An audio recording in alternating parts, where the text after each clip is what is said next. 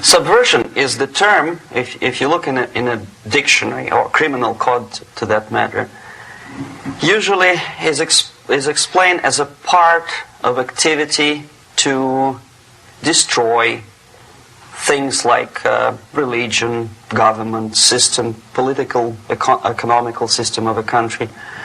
And usually it's linked to espionage and such romantic things as blowing up bridges, sidetracking trains, cloak and dagger activity in Hollywood style.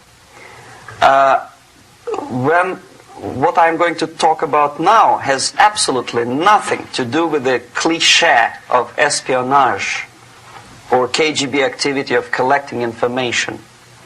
So the greatest mistake or misconception, I think, is that whenever we are talking about KGB, for some strange reason, starting from Hollywood movie makers to professors of political science and quote-unquote experts on Soviet affairs, or Kremlinologists as they call themselves, they think that the most desirable thing for Andropov and the whole KGB is to steal blueprints of some supersonic jet, bring it back to Soviet Union and sell it to the Soviet military-industrial complex. It's only partly true. If we take the whole time, money, and manpower that the Soviet Union and KGB in particular spends outside of USSR border, we will discover, of course there are no official statistics unlike with CIA or FBI, that the espionage as such occupies only 10 to 15% of money, time, and manpower. 15% of the activity of KGB. The rest, 85%, is always subversion. And unlike a dictionary of English, Oxford Dictionary, subversion in Soviet terminology means always a destructive, aggressive activity aimed to destroy the country, nation, or geographical area of your enemy. So there's no romantics in there, absolutely. No blowing up bridges, no microfilms in Coca-Cola cans, nothing of that sort. No James Bond nonsense. It's most of this activity is overt, legitimate, and easily observable if you give yourself time and trouble to observe it. But according to the law and law enforcement systems of the Western civilization, it's not a crime. Exactly because of misconception, manipulation of terms. We think that subverter is a person who is going to blow up our beautiful bridges. No. Subverter is a student who comes for exchange, a diplomat, an actor, an artist, a journalist like myself was 10 years ago. Now, subversion is an activity which is a two-way traffic. You cannot subvert an enemy which doesn't want to be subverted. If you know history of Japan, for example, before 20th century, Japan was a closed society. The moment a foreign boat comes to the shores of Japan, the Imperial Japanese Army politely tells them to get lost. And if American salesman comes to the shore of Japan, let's say 60 or 70 years from now back, and says, oh, I have a very beautiful vacuum cleaner for you, with the good financing, he says, please leave us, we don't need your vacuum cleaner. If they don't leave, they shoot them to preserve their culture, ideology, traditions, values intact. You were not able to subvert Japan. You cannot subvert Soviet Union because the borders are closed. The media is censored by the government. The population is controlled by the KGB and internal police. With all the beautiful glossy pictures of Time magazine and Magazine America, which is published by the American embassy in Moscow, you cannot subvert Soviet citizens because the magazine never reaches Soviet citizens. It's collected from the newsstands and thrown to garbage can. Subversion can be only successful when the initiator, the actor, the agent of subversion has a responsive target. It's a two-way traffic. United States is a receptive target of subversion. There is no response similar to that one from United States to the Soviet Union. It stops halfway somewhere. It never reaches here. The theory of subversion goes all the way back 2,500 years ago. The first human being who formulated the tactics of subversion was a Chinese philosopher by the name of Sun Tzu.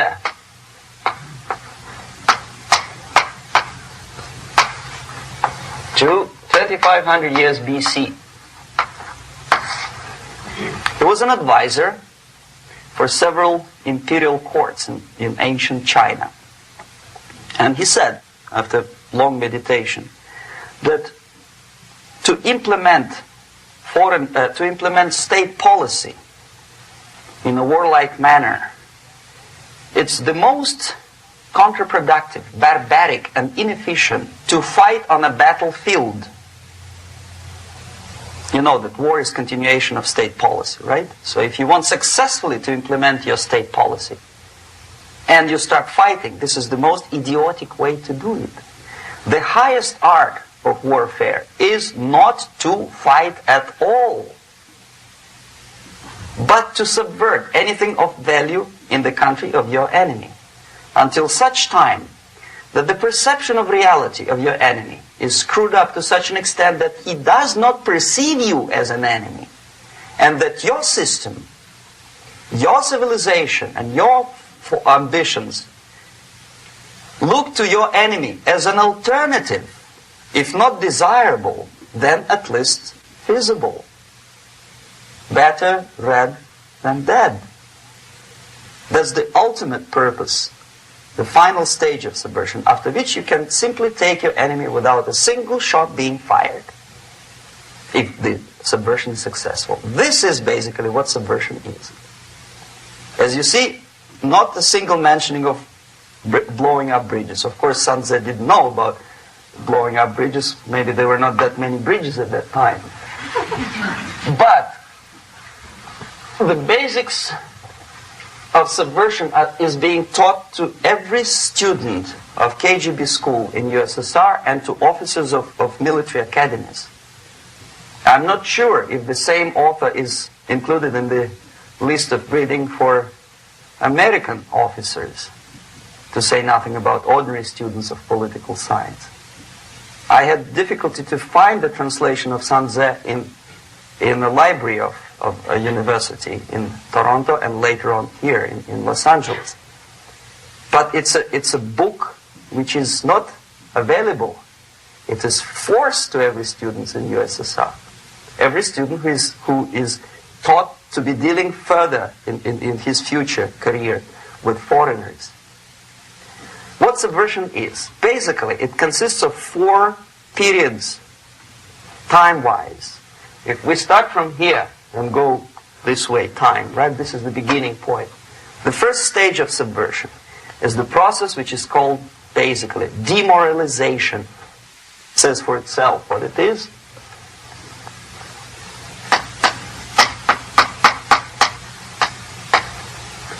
It takes from, say, 15 to 20 years to demoralize a society. Why 15 or 20 years? This is the time sufficient to educate one generation of students or children. One generation, one lifetime span of a person, a human being, which is dedicated to study, to shaping up the outlook, ideology, personality. No more, no less. Usually it takes from 15 to 20 years. What it includes? It includes influencing, or by various methods, infiltration, propaganda methods, direct contacts, doesn't really matter. I will describe them later. Of various areas where public opinion is formulated or shaped. Religion, educational system, social life, administration, law enforcement system, military, of course, and labor and employer relations, economy. Okay? 5 areas. I will not write them down because we will not have enough space. Sometimes when I describe all the methods, students ask me question, are you sure this is the result of the Soviet influence? Not necessarily. You see, the tactic of subversion, about which I'm talking, is similar to the martial art, the Japanese martial art. If some of you are familiar with that tactic, probably you will remember that if an enemy is bigger and heavier than yourself, it would be very painful to resist his direct strike. If a heavier person wants to strike me in the face, it would be very naive and counterproductive to stop his blow. The Chinese and Japanese judo art tells us what to do. First to avoid the strike, then to grab the fist and continue his movement in the direction where it was before, right? Until the enemy crashes in the wall. You see? So, what happens here? The target country obviously does something wrong. If it's a free democratic society, there are many different movements within the society.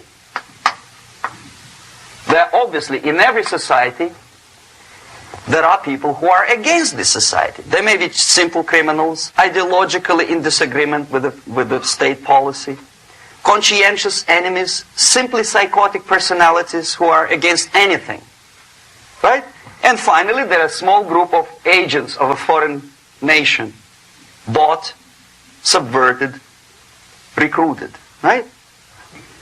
The moment all these movements will be directed in one direction, right? This is the time to catch that movement and to continue it until the movement forces the whole society into collapse, into crisis, right? So that's exactly the martial art tactic. We don't stop an enemy. We let him go. We help him to go in the direction we want them to go. Okay? So, on the stage of demoralization, obviously there are tendencies in each society, in each country, which are going to opposite direction from the basic moral values and principles. To take advantage of these movements, to capitalize on them, is the main purpose of the originator of subversion. So we have religion, we have education, we have social life, we have power structure, we have labor relations, unions, and finally we have law and order. 1, 2, 3, 4, 5, 6. Okay? These are the areas of application of subversion. What it means exactly? In case of religion, destroy it, ridicule it, replace it with various sects, cults, which bring people's attention, faith, whether it is naive, primitive, doesn't really matter.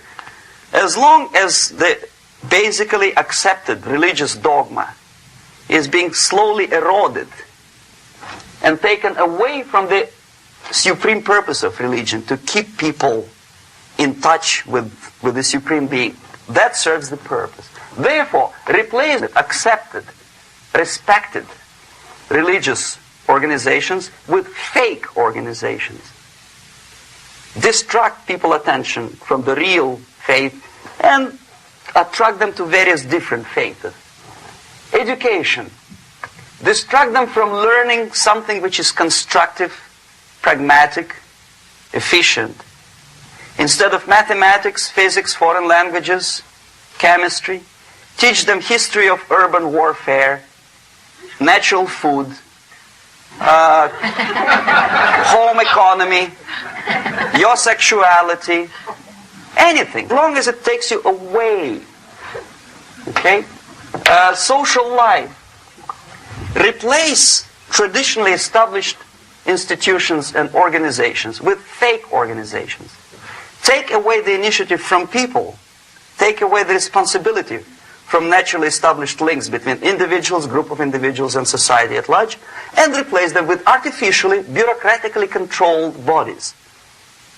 Instead of social life and friendship between neighbors, establish social workers institutions.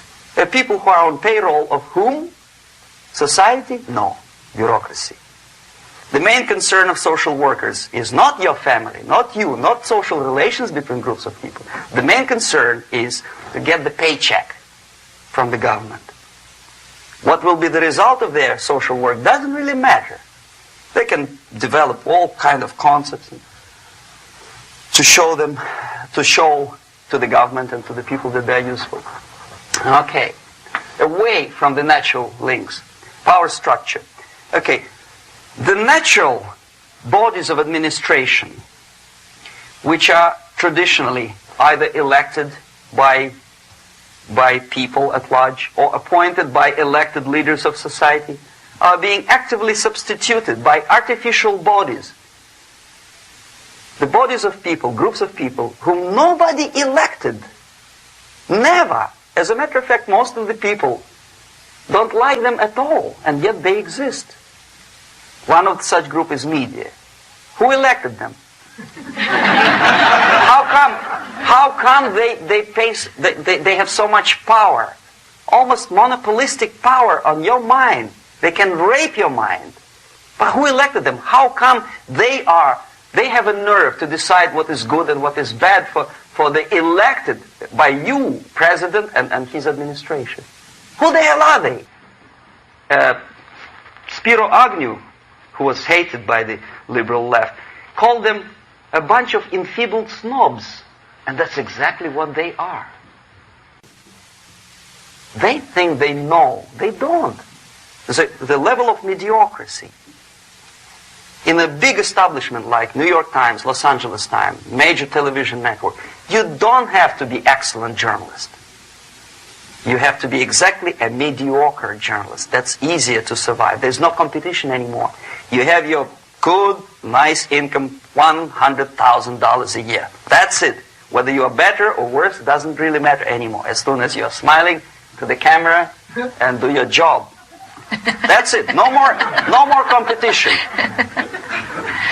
Power structure slowly is eroded by the bodies and groups of people who do not have neither qualification nor the will of people to keep them in power, and yet they do have power. Okay. Together with that, there is another process.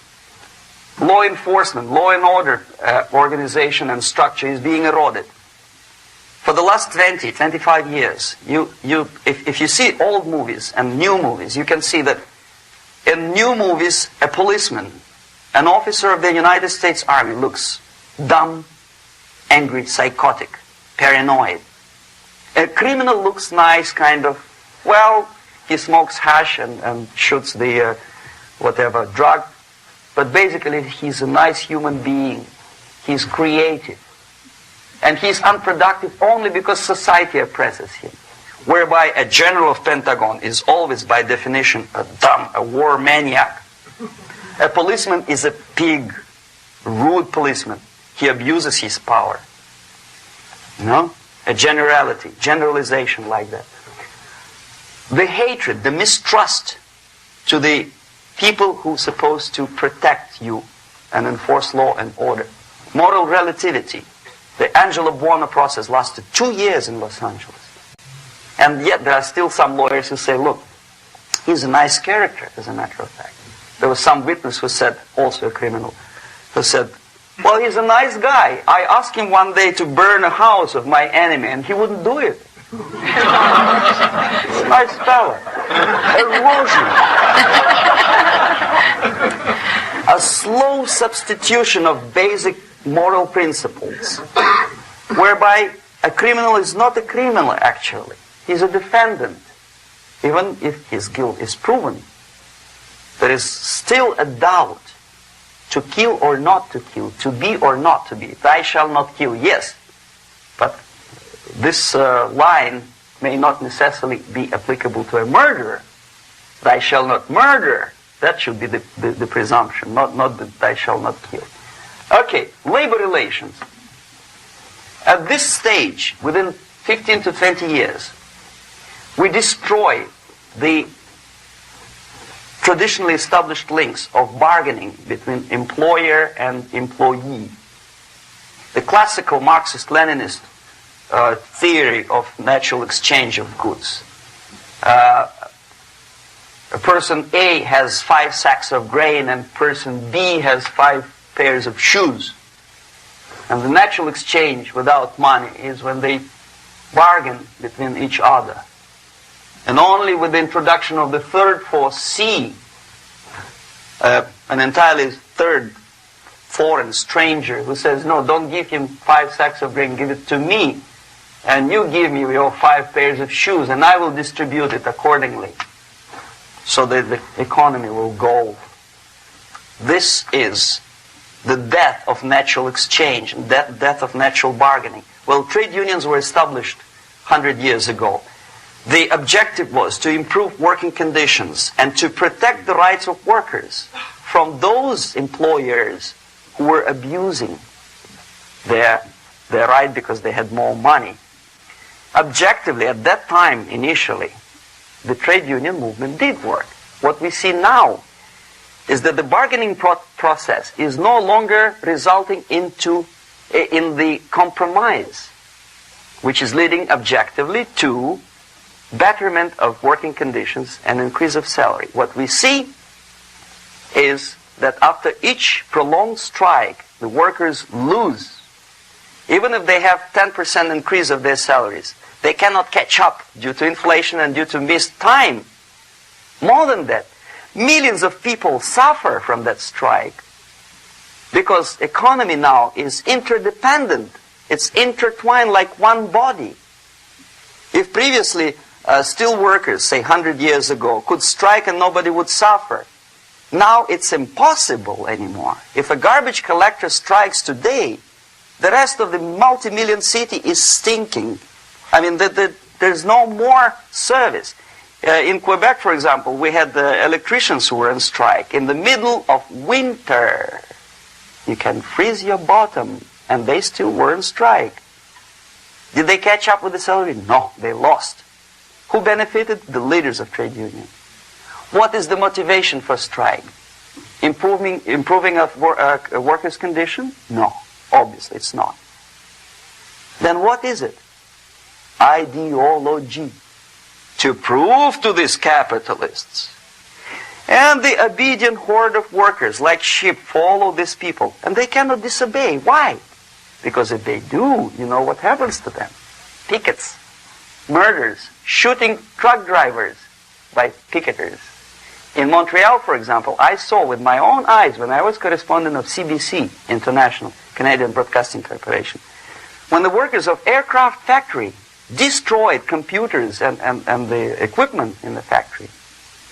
And the administration employed strike breakers. Their cars were turned upside down and burned. Their houses were burned. Their kids were intimidated. And some victims were there. Of that you can be sure. Why? To improve conditions of workers? No. Ideology. Okay, so this is what happens basically. It may or may not happen without the help of the Soviet Union. But the natural tendencies are being greatly taken advantage of and capitalized by the Soviet propaganda systems. How?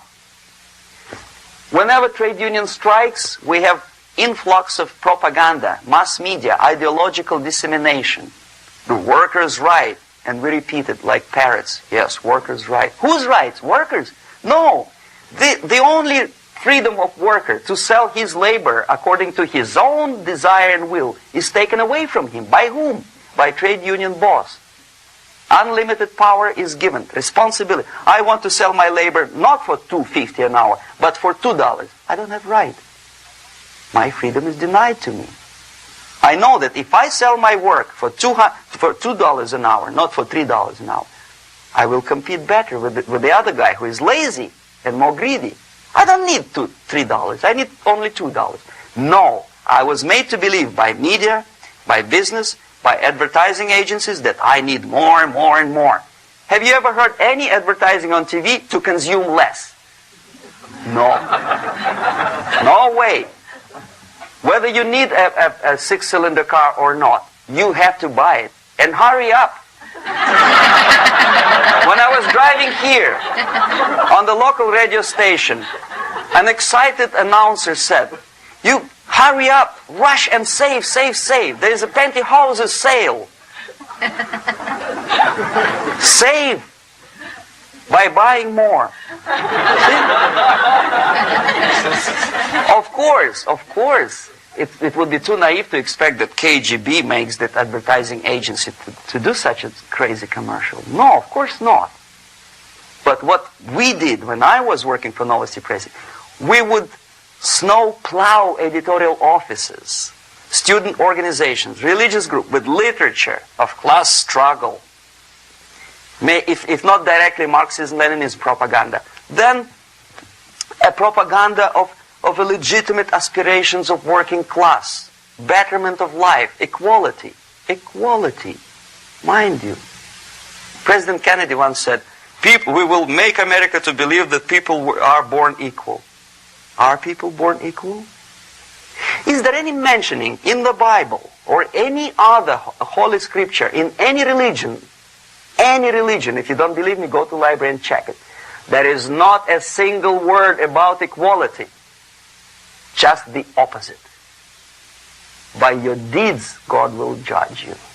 What you do is important. The merit of your personality. You cannot legislate equality. If you want to be equal, you have to be equal. You have to deserve it. And yet we build our society on the principle of equality. We say people are equal. We know it is false. It's a lie. Some people are tall and stupid. Others are short, bold, and clever.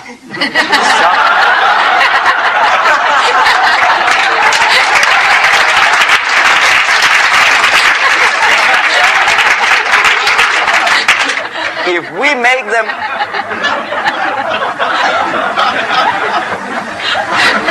if we make them equal by force,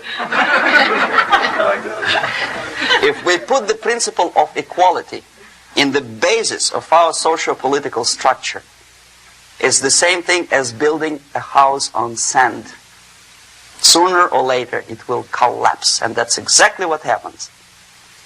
And we, as Soviet propaganda makers, are trying to push you in the direction which you go yourself. Equality, yes, equality. People are equal.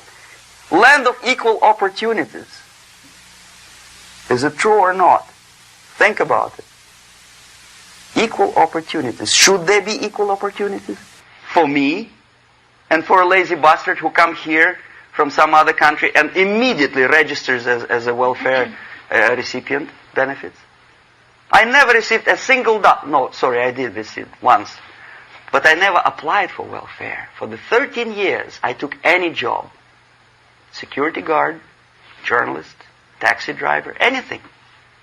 Well, I was restless, but some people don't like it. They immediately... So why should we have equal opportunities? Why? The equal opportunity to excel. Equal opportunity in equal circumstances, yes, but we know people are different. To excel, yes, provided we reach the same level of excellency, perfection, which is hypothetical, distant future. Yes, maybe. But we know perfectly well that even with the best intentions, people could not be equal. Why should we have equality in the, say, legal system? Myself, I'm considering myself a law-abiding citizen, and a person who comes here to rob and shoot, say, the United States administration under Carter, imported thousands of Cuban criminals.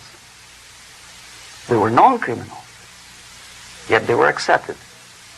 Do you think it's fair if myself and my wife from Philippines, who work like horse as a lab technician in a hospital should have the same rights as a criminal from Cuba? Why? And yet we repeat as parrots, equality, equality, equality. And the Soviet propaganda system helps us to believe that equality is something which is desirable. Democracy, as it was established by fathers of this country, of this system in the last century, is not equality.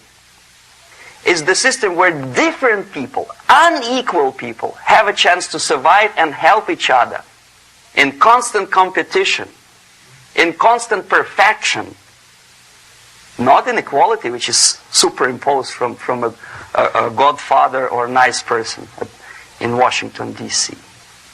And the absolute equality exists in Soviet Union, quote-unquote equality.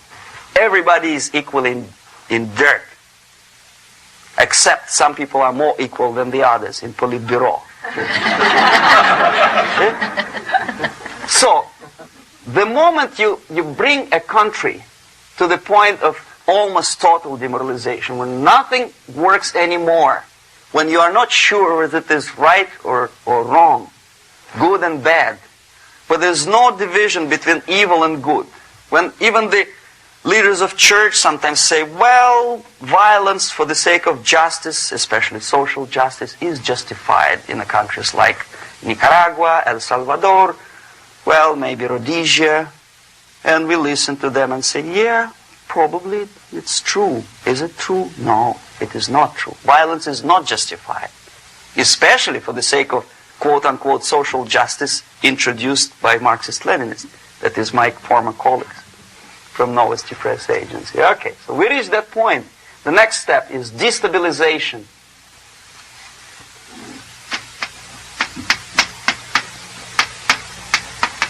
Again, this word says for itself what it is. To destabilize all the relations, all the accepted institutions and organizations in a country of your enemy. How you do it?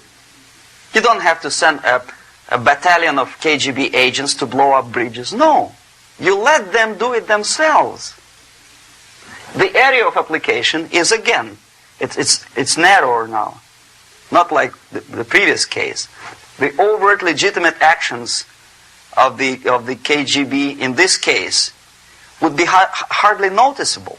There is no crime if a professor who recently went to USSR introduces a course of Marxism-Leninism in a Californian college, for example. Nobody is going to come to his doorstep and say, okay, mister, come, you are under arrest. No, it's not a crime. It's not even considered a moral crime against your country.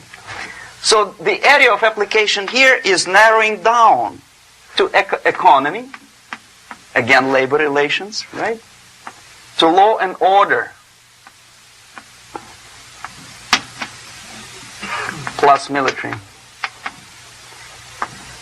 And economy, law and order. Yes, and again the media, but wider scope, little bit different. I'll explain it later. Okay, basically 3 areas. Economy. The radicalization of bargaining process.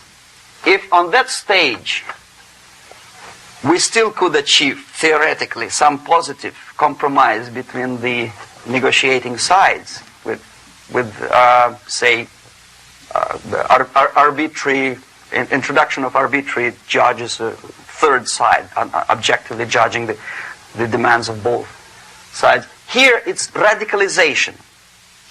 On the stage of destabilization, we cannot come to compromise even within a family. The husband and wife couldn't figure out which is better. Husband wants his kids to eat at the table, and wife wants a child to roam around the room and drop food all over the floor. They cannot come to compromise unless they start a fight. It's impossible to reach a compromise, constructive compromise, between neighbors. Some people say, I don't like you to watering your lawn at that time because exactly at that time I'm walking my dog and he's getting nervous. He cannot pass his bowels, So they cannot compromise. They go to a civil court or something like that. Radicalization of human relations. No more compromise. Fight, fight, fight. The normal, traditionally accepted relations are destabilized. The relations between teachers and students in schools and colleges. Fight. The relations between, in economical sphere, between laborers and employers are further radicalized. No more acceptance of the legitimacy of demands of workers. Unlike Japanese, with the theory Z, if you ever heard about it, where the workers are involved in the decision-making process, therefore they don't have moral incentive to fight their bosses. In the United States, it's just the opposite. The harder is the fight, the better. The more heroic they look. When the Greyhound network was on strike recently, the correspondents of local TV networks all over the United States were approaching the strikers, and they say, oh yes, we are doing something nice. They look like heroes and they were proud. There was some family, the husband was bus driver. Now they decided in a protest against the bosses to camp somewhere in the forest. And they were presented to the audience as a heroic, nice people. You see? The violent clashes between passengers, picketers, and the strikers are presented as something normal. 10, 15, 20 years ago, we would be angry, say, why so much hatred? Today we are not. We say, well, commonplace. Radicalization, militarization sometimes. As I explained on that stage, I took a step a little bit further. Shooting people. Okay, law and order now also is pushed into the area where previously people settled their differences peacefully and legitimately. Now we are getting with this court cases in the smallest irrelevant cases. We cannot solve our problems anymore. The society at large becomes more and more antagonistic between individuals, between groups of individuals, and the society at large. The media puts himself in the opposition to the society in general, at large. Separate, alienated. Okay? On that stage, you remember I was talking a couple of hours ago about the sleepers.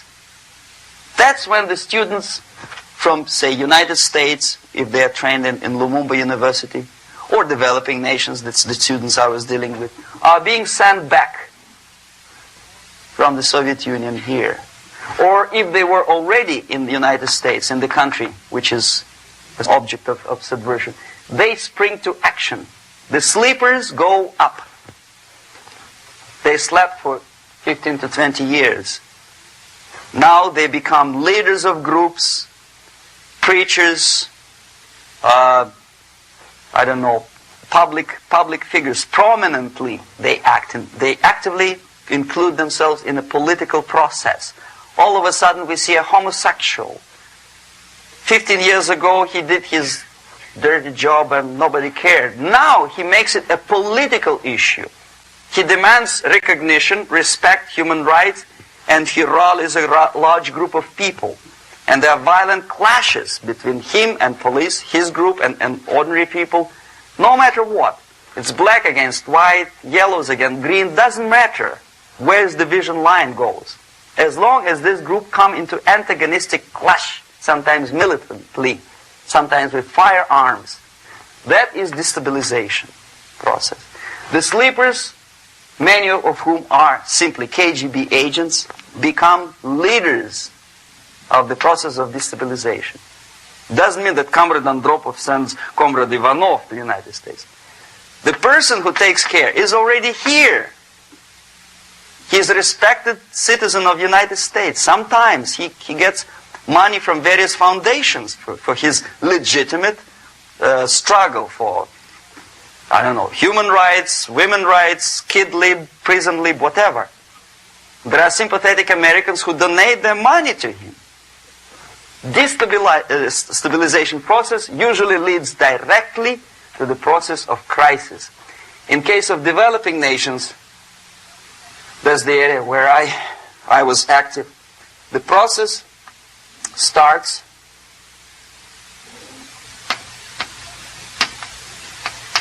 when the legitimate bodies of power, the social structure collapse. It cannot function anymore. So instead, we have artificial body injected into society, such as non-elected committees. You remember I was talking about them here. Social workers who are not elected by people, media who are self-appointed rulers of your opinion, some strange groups which claim that they know how to lead society forward. They don't usually. All they care is how to collect donations and sell their own concocted ideology, mixture of religion and ideology. Here, we have all this artificial body claiming power. If the power is denied to them, they take it by force. In case of Iran, for example, all of a sudden we have revolutionary committees. What kind of revolution? There was no revolution yet, and yet they had the committees. They were taking power of judgment. They had the power of execution. They had the power of legislation, and that they had the power of judicial. All of them combined in one person, who is half-baked intellectual, sometimes graduated from Harvard University or Berkeley. He comes back to his country and he thinks that he knows the answer to all the social, economical problems. Okay? Crisis is when society cannot function anymore productively. It collapses, obviously. That's the word for crisis. So therefore, the population at large is looking for a savior. The religious groups are expecting a messiah to come. The workers say, we have family to feed. Let's have a strong government, maybe socialist government, centralized. When somebody put the employers on their place and let us work. We are sick and tired of going to strike and missing overtime and all that stuff. We need some strong man, strong government, a leader, a savior is needed. Population is sick and tired already. And here we are. We have a savior. Either a foreign nation comes in, or the local group of leftists, Marxists, no matter what they call themselves, Sandinista, a reverend or some sort, Bishop Muzureva, like in Zimbabwe, doesn't matter. A savior comes and says, I will lead you. So we have two alternatives here. Civil war and invasion. Okay? See how it goes? Civil war, we know what it is. Lebanon is the best example. The civil war, which was artificially implanted in Lebanon by injection of force of PLO, Palestinian Liberation Organization. Invasion we had in many other countries like Afghanistan, name any East European country, it was invaded by the Soviet army. But the result is the same. The next stage is normalization. Normalization is a very ironic word, of course. It is borrowed from 1968 situation in Czechoslovakia, when the Soviet propaganda and after them New York Times declared the country is normalized. The tanks moved into Prague, so there's no more Prague Spring, there's no more violence. Normalization. At that stage, the self-appointed rulers of the society don't need any revolution anymore. They don't need any radicalism anymore. So this is the reverse from destabilization. Basically, it is stabilizing the country by force. So all these sleepers and activists and social workers and liberals and homosexuals and professors and Marxists and Leninists are being eliminated. physically sometimes. They've done their job already. Okay? They are not needed anymore. The new rulers need stability to exploit the nation, to exploit the country, to take advantages of the victory. Okay? So no more revolutionaries, please. And that's exactly what happens in a number of countries. You remember Bangladesh? This is the crisis in which I was instrumental. First they had Mujibur Rahman. In 1971, he was the leader of People's Party, Awami League, with mustache like Stalin. He was in Russia many times. In 5 years, he was shot by his former colleagues, Marxists. He fulfilled his function. In Afghanistan, it happened 3 times. First there was Taraki, then there was Amin, now there's Babrak Karmal. They killed each other successively, one after another. The moment he fulfills his duty, the first one demoralized country, the second destabilized, the third one brought it to crisis. Goodbye, comrades. Babrak Karmal comes from Moscow and put into the seat of power. Same thing happened in Grenada recently. Maurice Bishop, Marxist, was killed by Austin, what's his name, General something, who was also a Marxist. Right? So no more revolutions, please. Normalization now. From now on, no more strikes, no more homosexuals, no more women lib, no more kid lib, no more lib, period. Good, solid, democratic, proletarian freedom.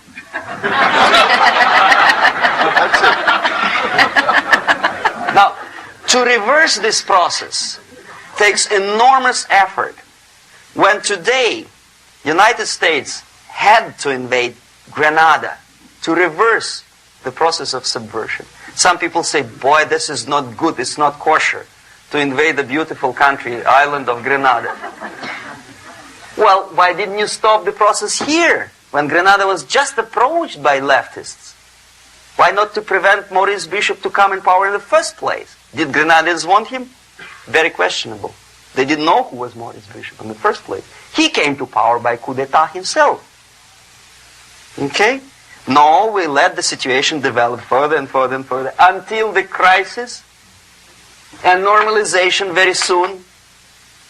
And then United States decided to invade country, discovering that the country was absolutely a military base for the Soviet Union. Of course it's a drastic measure. Of course it's a pity that Marine Corps had to lose, 17 lives.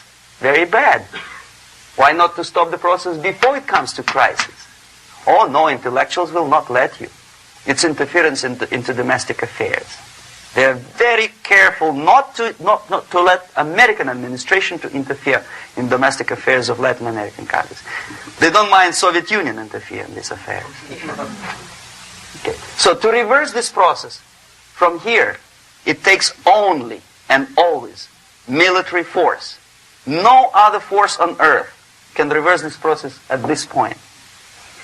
At this point, it does not take military invasion of the United States Army. It takes strong action, like in Chile. A CIA covert involvement to prevent the savior from outside to come into power and to stabilize country before it erupts into civil war. Okay? Support the right-wing conservative forces. By money, by crooks or love, doesn't matter. Stabilize the country. Don't let the crisis develop into civil war or invasion. Oh no, your liberals will say it's against the law. The Congress will not appropriate money for covert actions of CIA. Why not? Should we wait till the normalization come and Soviet tanks land in Los Angeles airport? Now, at that point, at the point of destabilization, also the process could be reversed. Again, easily than this. No CIA involvement at this point. You know what it takes here? Restriction of some liberties for small groups which are self-declared enemies of the society. As simple as that. Oh no, the media and liberals will tell you this is against the American Constitution. How can we, by force, deny the civil rights to criminals, for example? It's not good. Okay? So we allow them to, okay, if you allow the criminals to have civil rights, go on and bring the country to the crisis. This is a bloodless way to do. Curb the rights. I mean, not to put them in prison. No, I'm not talking about putting all the gays from San Francisco in the concentration camp.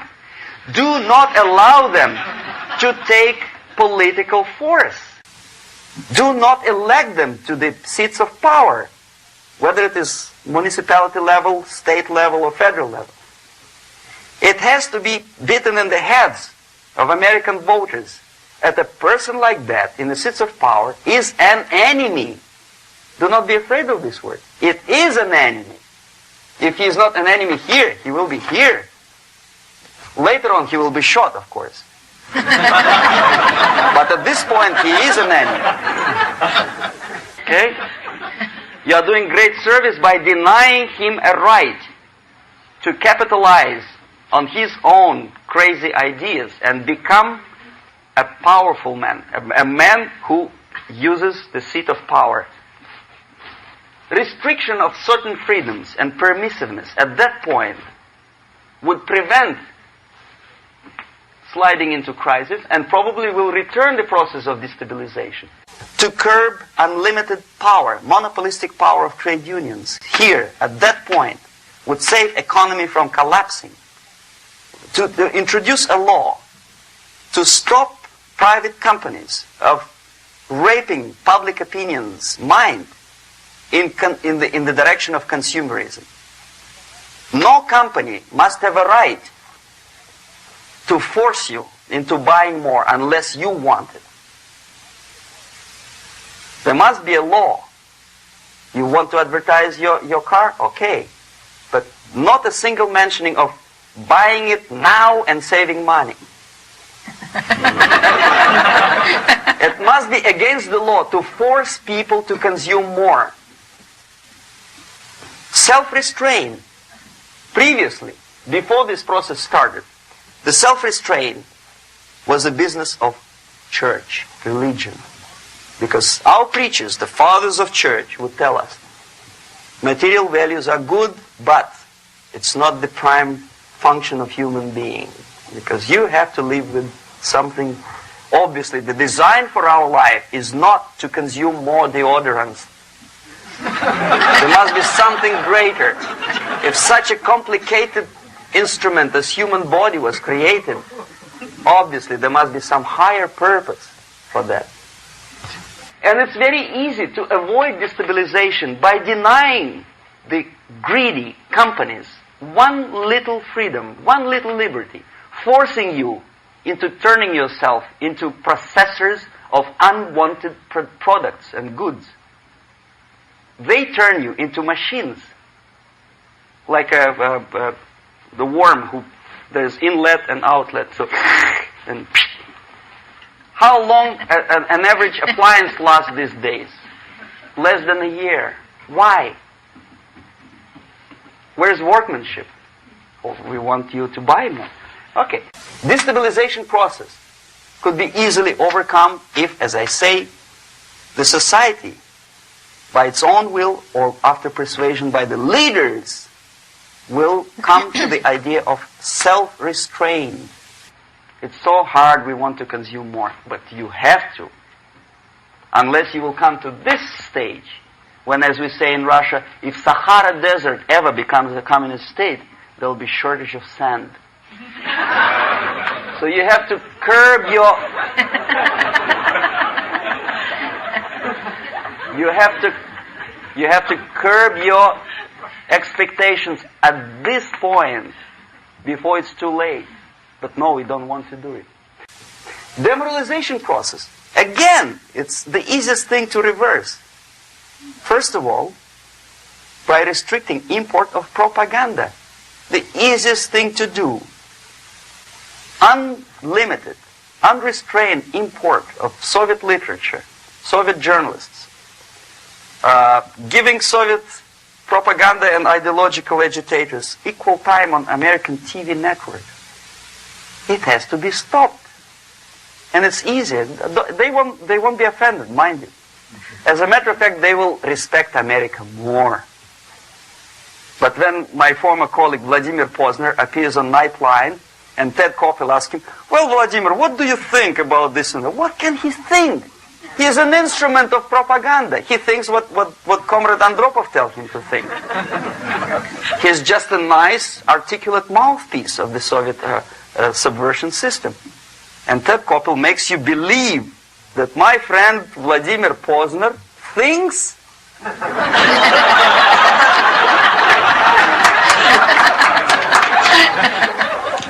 the process of demoralization may not have started at all if at that point the country, which is a recipient of subversion, actively, not violently, but actively, prevents importation of foreign ideology. I don't want America to follow the pattern of ancient Japan. You don't have to shoot every foreigner when it approaches the sacred borders of the United States. But when he offers you a junk in the disguise of very shiny something, you have to tell him, no, we have our own junk.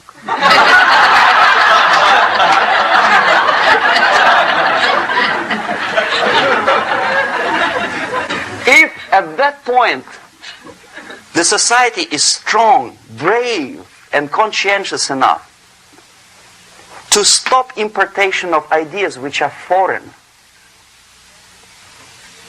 then the whole chain of events could be prevented. Recently I've been to Philippines, and I was shocked how in big cities like Manila, children listen to deafening music. A melodious nation with long traditions of good, nice ethnic music, introduced by Spanish long time ago, maybe 2 centuries, 3 centuries ago, I don't remember how long. All of a sudden listen to musical garbage, blasting their radios at full blast, at full volume. Why? In India, I spent many years watching the reactions of Indians walking out of movie theaters after seeing Hollywood production. They couldn't figure out why Americans are so wasteful. They smash their cars, their shiny cars, every 5 minutes. How come they shoot each other for $500,000? Is it true that they are so obsessed with sex? Can you imagine showing a movie where each 5 minutes there's a copulation on the screen to a country like India with long tradition of respect to these private matters, or to Pakistan? And United States expect these people to respect you? No way. Oh yes, they will see the movie, they'll pay 5 rupees to see that garbage, but they walk out and will tell their kids, don't respect Americans, don't be like Americans. See? So, the process of demoralization could be stopped right here, both as an expert and as an import. And that takes one step, one very important thing to do. You don't have to expel all the KGB agents from Washington, D.C. The most difficult and at the same time the simplest answer to the subversion is to start it here and even before, by bringing back the society to religion, something that you cannot touch and eat and put on yourself, but something that rules society and makes it move and preserve it.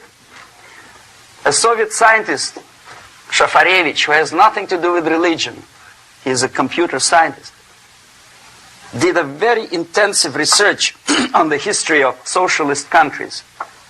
He calls socialist or communist any country with a centralized economy and a pyramidal style of power structure. And he discovered, actually he didn't discover it, he just brought to attention of his readers, that civilizations like Mohenjo-Daro in the river Indus area, like Egypt, like Maya, Incas, like Babylonian culture, collapsed and disappeared from the surface of Earth. The moment they lost religion, As simple as that. They disintegrated. Nobody remembers about them anymore. Well, distantly. So, the ideas are moving society and keeping mankind as society of human beings, intelligent, moral agents of God. The facts, the truth, the exact knowledge may not. All the sophisticated technology and computers will not prevent society from disintegrating and eventually dying out. Have you ever met a person who would sacrifice his life, freedom, for the truth like that? This is truth. I never met a person who said, this is truth and I'm ready to shoot me. To defend the truth. Right? But millions sacrifice their life, freedom, comfort, everything for things like God. Like Jesus Christ. It's an honor. Some martyrs in the Soviet concentration camp died. And they died in peace. Unlike those who shouted, "Long live Stalin," knowing perfectly well that he may not live long. Something which is not material moves society and helps it to survive. And the other way around. The moment we turn into 2 by 2 is 4 and make it a guiding principle of our life, our existence, we die. Even though this is true, and this we cannot prove. We only can feel and have faith in it. So the answer to ideological subversion, strangely enough, is very simple. You don't have to shoot people, you don't have to aim missiles and Pershings and cruise missiles at Andropov's headquarters. You simply have to have faith and prevent subversion. In other words, not to be a victim of subversion. Don't try to be a person who in judo is trying to smash your enemy and being caught by your hand. Don't strike like that. Strike with the power of your spirit and moral superiority. If you don't have that power, it's high time to develop it. And that's the only answer. That's it. Thank you.